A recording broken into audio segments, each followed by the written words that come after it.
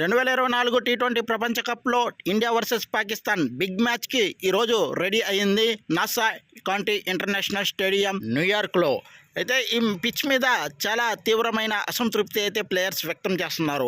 అసలు ఒక పందాన పిచ్ అనేది అర్థం కావట్లేదని, మామూలుగా ఇంటర్నేషనల్ మ్యాచెస్ జరిగేటప్పుడు ఒక పిచ్ కండిషన్ ఎలా ఉంది ఏంటి అనేది ఒక ఇన్ఫర్మేషన్ అయితే జనరల్గా వస్తుంది. అది బ్యాటింగ్కి అనుకూలిస్తుందా లేకపోతే బౌలింగ్కి అనుకూలిస్తుందా అన్నది జనరల్గా ఇన్ఫర్మేషన్ అనేది వస్తుంది.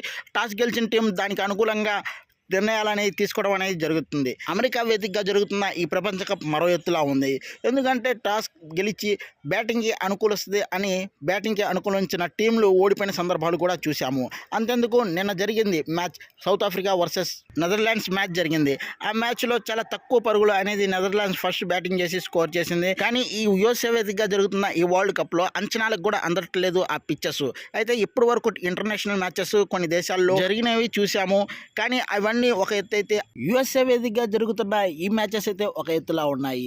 ఒక పందాన పిచ్చెస్ అనేవి అర్థం కావట్లేదు. ఇక్కడ పిచ్చెస్ ఎలా ఉన్నాయంటే స్లో పిచ్చెస్ ఉన్నాయి. ఇక్కడ 150, 130 స్కోర్లు కూడా చాలా బలమైన స్కోర్లుగా మనం అయితే భావించవచ్చు. ఎందుకంటే ఇక్కడ పిచ్చెస్ చాలా స్లోగా బిహేవ్ చేస్తున్నాయి, బౌలింగ్కి అనుకూలంగా ఉన్నాయి. కాబట్టి ఇక్కడ ఆచితూచి బ్యాటింగ్ చేసి 120 పరుగులు సాధించినా కానీ బాల్ టు బాల్ ఒక మంచి స్కోర్ కానీ భావించాల్సి ఉంటుంది. మొదట్లో బ్యాటింగ్ చేసే టీం ఒకటే గుర్తుపెట్టుకోవాలి. ఇక్కడ బ్యాటింగ్ చేసేటప్పుడు ఫస్ట్ 3-4 వికెట్స్ పడ్డా కానీ బ్యాట్స్మెన్స్ బాగా ప్రెజర్లోకి వెళ్ళి వికెట్లు జార విడుచుకోకూడదు. సింగిల్స్ మీద కాన్సన్ట్రేషన్ చేయాలి. ఎన్ని పరుగులు వస్తే అన్ని పరుగులు సాధించుకోవాలి. అంతేగాని ఇంగ్లాండ్, ఇండియాలో లాగా ప్రతి ఓవర్ ఒక బౌండరీయో ఒక సిక్సో బాదాలంటే ఇక్కడ కష్టంగా ఉంటుంది. కాబట్టి గత 10 రోజులుగా ఈ నాసా క్రికెట్ స్టేడియంలో మేము మ్యాచెస్ అనేది పరిశీలిస్తున్నాము. ఈ పిచ్ మీద పాకిస్తాన్ని ఖచ్చితంగా ఓడిస్తాము.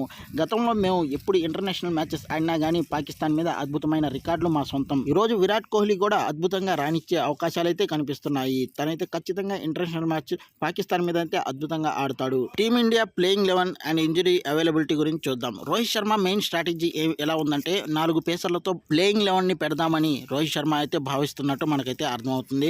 అదేవిధంగా అక్షర్ పటేల్ స్థానంలో కుల్దీప్ యాదవ్ని తీసుకొస్తే మంచి ఫలితాలు అయితే రాబట్టొచ్చు. ఎందుకంటే కుల్దీప్ యాదవ్కి పాకిస్తాన్ మీద అద్భుతమైన రికార్డు కూడా ఉంది. టీమిండియా టీమ్ టాక్టిక్స్ ఇలా ఉన్నాయి. పాకిస్తాన్ ప్లేయర్స్ లో రిజ్వాన్ మరియు Babar Azam left arm spin bowlers చేతిలో అవుట్ అవుతున్నారు. వాళ్ళ స్ట్రైక్ రేట్ కూడా 116, 107 మాత్రమే ఉంది. రిజ్వాన్ 7 సార్లు స్పిన్ బౌలింగ్ కి అవుట్ అవుతే బాబర్ అజమ్ 6 సార్లు అవుట్ అయ్యాడు. కాబట్టి అక్షర్ పటేల్ ని పవర్ ప్లేలోనే బౌలింగ్ చేపించే ఉద్దేశంలో అయితే రోహిత్ శర్మ కనిపిస్తున్నాడు. టీమిండియా ప్లేయింగ్ 11 ఈ విధంగా ఉండబోతుంది. రోహిత్ శర్మ, విరాట్ కోహ్లీ, రిషబ్ పంత్, సూర్యకుమార్ యాదవ్, శివం దుబే, హార్దిక్ పాండ్యా, రవీంద్ర జడేజా, అక్షర్ పటేల్, జస్ప్రీత్ బుమ్రా, హర్షదీప్ సింగ్ అండ్ మొహమ్మద్ సిరాజ్లు ఉంటారు. ఇక్కడ పాకిస్తాన్ ప్లేయింగ్ 11 చూసినట్టయితే షాదాబ్ ఖాన్ ప్లేస్ లో అయ్యూబ్ని తీసుకొచ్చే ఆలోచన అయితే ఆ కోచ్కి అయితే కనిపిస్తున్నాడు.